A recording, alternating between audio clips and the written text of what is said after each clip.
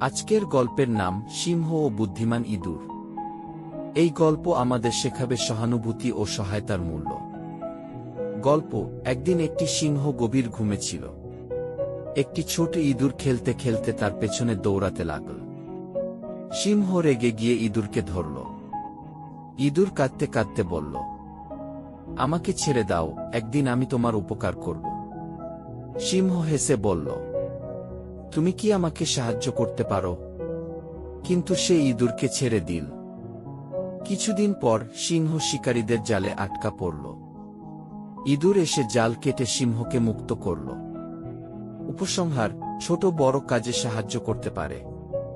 সবার প্রতি সহানুভূতি ও সহায়তা গুরুত্বপূর্ণ।